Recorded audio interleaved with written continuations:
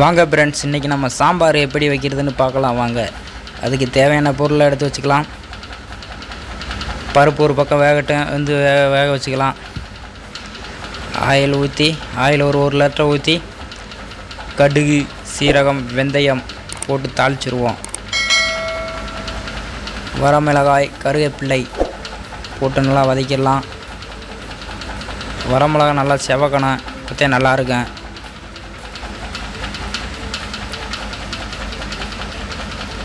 பெரிய வெங்காயத்தை போட்டு நல்லா வதக்கிடுவோம். சின்ன வெங்காயத்தை போட்டு வதக்கி வச்சா நல்லாயிருக்கும்.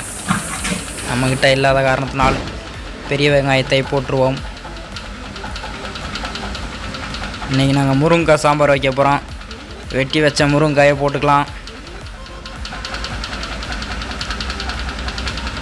மஞ்சத்தூள் ஒரு 100 கிராம் மஞ்சத்தூள் போட்டுக்கிடுவோம். நாங்கள் 200 பேர்த்துக்கு சாம்பார் வைக்கிறோம், அதனால் எல்லாமே கொஞ்சம் ஹெவியாகத்தான் போடுவோம்.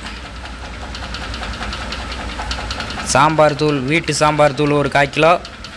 சக்தி சாம்பார் தூள் பாக்கெட் தூள் அது ஒரு 1/4 கிலோ போட்டு நல்லா வதக்கிற வேண்டியதான்.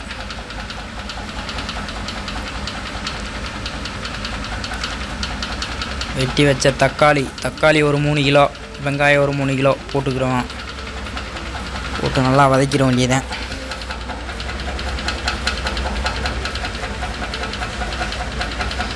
கல் உப்பு,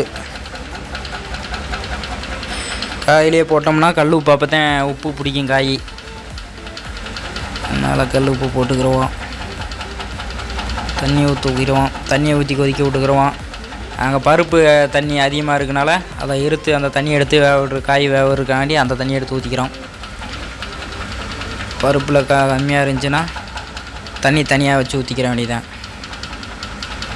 மூடியை போட்டுருவோம், நல்லா வேகட்டேன். இந்த பக்கம் சில்லியை போடுவோம். பாவக்காய் சில்லி, இந்த வீடியோ இதுக்கு முன்னாடி போட்டிருப்போம், கீழே போய் பார்த்துங்க. முருங்கைக்காய் வந்துருச்சு. நான் பருப்பை தூக்கி ஊற்றிட வேண்டியதான். பருப்பை நல்லா பருப்பு லைட்டாக தெரியுறது மாதிரி வேக விடணும். ரொம்ப வேக விட்டால் நல்லா இருக்காது, மழுமழுண்டு போயிடும். பருப்பு லைட்டாக தெரியணும், அந்தளவுக்கு வேக விட்டு பருப்பை ஊற்றினோம்னா சாம்பார் ரெடி. ஊற்றி ஒரு கொதிக்க விட்டுற வேண்டியதுதான். பார்த்தீங்களா பருப்பு எப்படி தெரியுது பார்த்தியா? அந்த அளவுக்கு இருக்கணும். பார்த்தா சாம்பார் மாதிரி இருக்கும். கொதிக்கிட்டேன், சில்லி வெந்துருச்சு, அதை அள்ளிடுவோம். சாம்பார் பாவக்காய் சில்லி வச்சு சாப்பிட்டு பார்த்தா செம்மையாக இருக்கும்.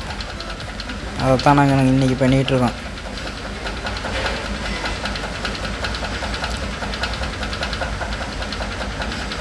புளித்தண்ணி சிறிதளவு ஊற்றிக்கிடுவோம். நல்லா சீறு புளி ஊற்றணும். ரொம்ப ஊற்றினோம்னா நல்லா புளிக்கும், சாம்பார் நல்லா இருக்காது, புளிச்சிக்கிட்டு கிடக்கும். நல்லா அளவாக ஊற்றிக்கிற வேண்டியதான்.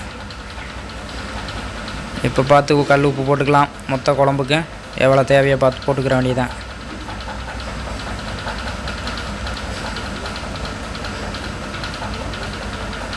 இன்னமும் மாஸ்டர் போட்டார். என்ன போட்டார்? நாட்டு சக்கரை போட்டுக்கிற வேண்டியதேன். சாம்பாரில் 5 சுவை தான் இருக்கான். 6வது சுவை வர்றதுக்கு நாட்டு சக்கரை போட்டுக்கிற வேண்டியதேன். அப்போ தான் 6 சுவையும் நாக்கில் நடனம் ஆடுமா. நான் சொல்லலை, மாஸ்டர் சொன்னார்.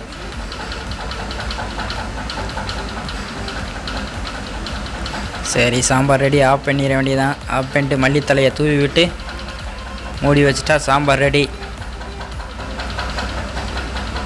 சாம்பார் ஆஃப் பண்ணி 10 நிமிஷம் கழிச்சு கலர் எப்படி இருக்குது? செம்மையாக இருக்கா? நீங்களே வீட்டில் ட்ரை பண்ணி பாருங்கள்.